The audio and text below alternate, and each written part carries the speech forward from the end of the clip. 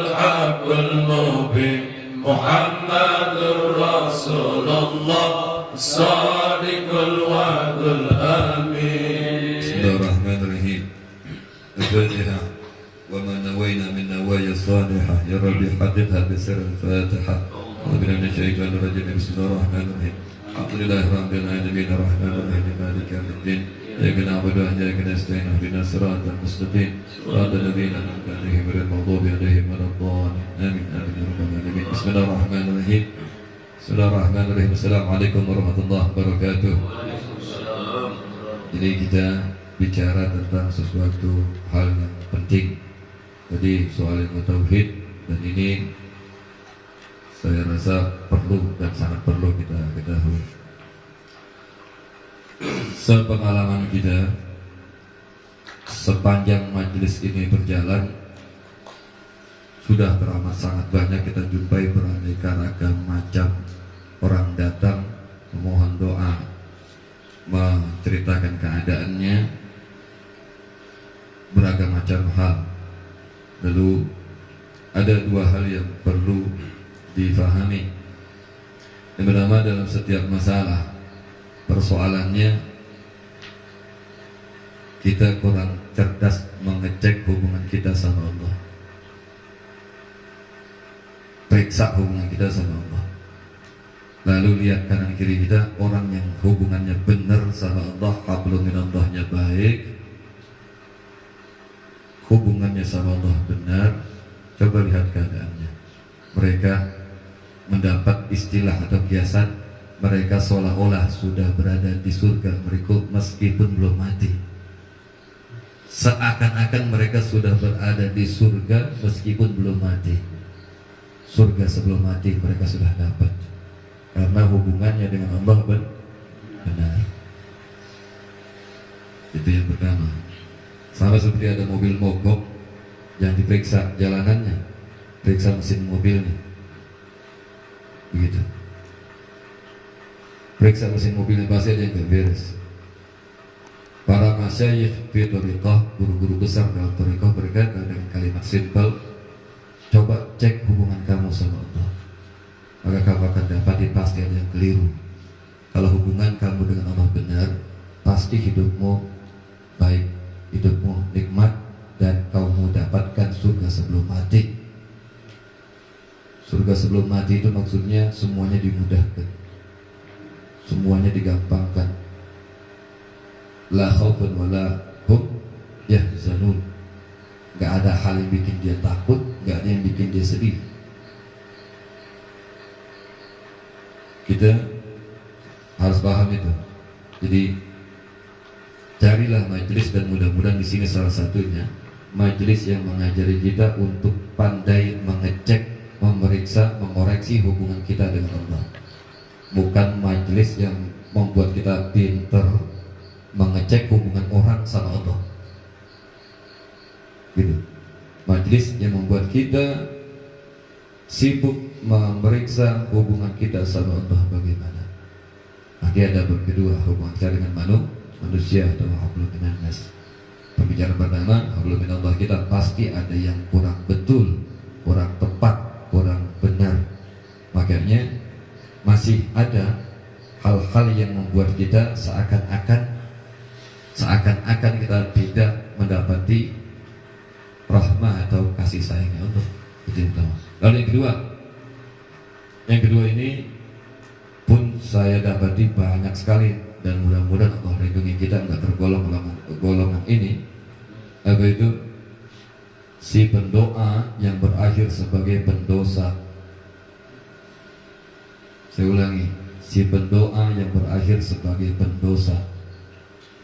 Cinta sama ibadah ini dan itu, banyak sholat duha, banyak sholat malam, baca wirid ini, baca wirid itu, baca zikir ini, zikir itu, baca doa ini, doa itu sebanyak-banyaknya.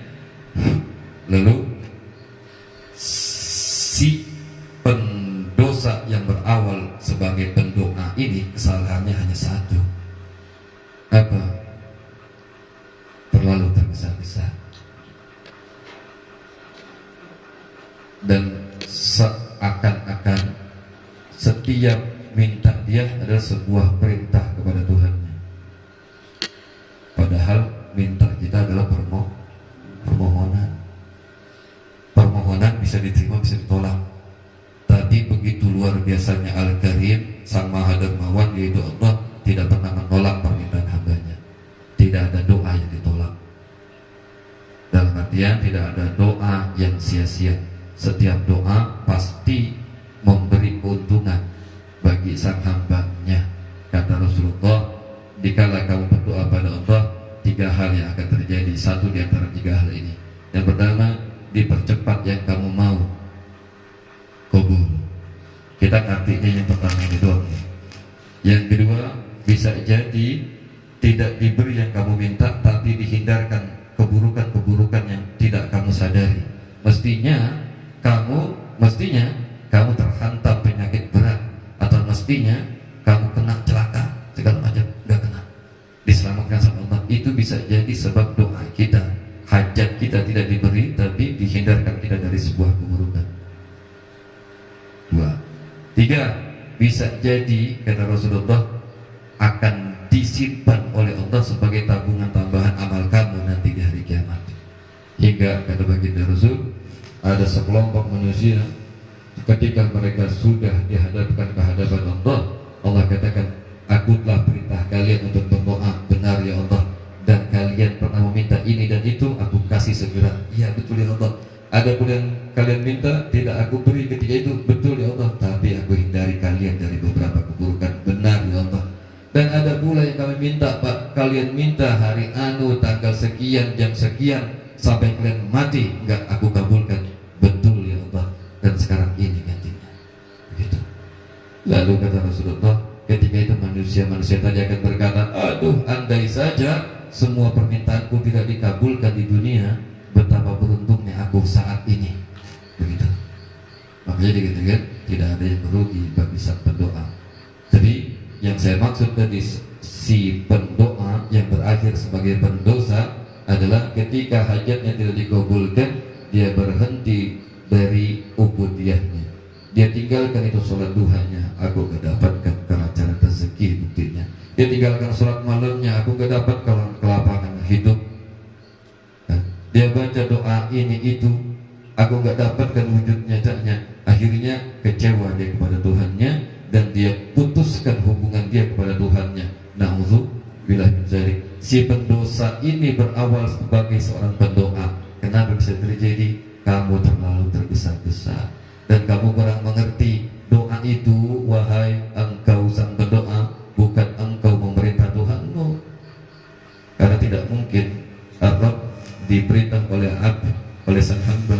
Kamu memohon, permohonanmu kepada Allah tadi tidak ada permohonan sang hamba yang tidak membuahkan kebaikan bagi si hambanya. Jadi mudah-mudahan Allah tidak jadikan kita sebagai orang-orang yang terjebak dalam sebuah dosa, kecewa kepada Tuhannya, kemudian dia putuskan hubungan kepada Tuhannya, seakan-akan dia berkata semuanya sia-sia. Na'udzubillahi min dzalik.